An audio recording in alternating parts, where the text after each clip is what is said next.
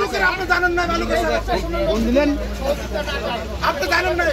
আমাকে জানাচ্ছেন কোন ক্যাবিনেট নেতারা জানাচ্ছেন কেউ জানেন না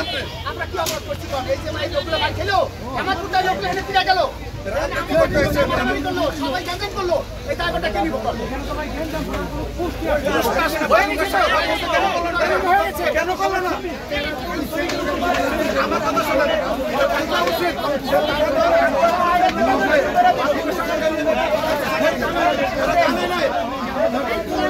আজকে বালুকের সাথে মার খেতো কেন আপনার কারণে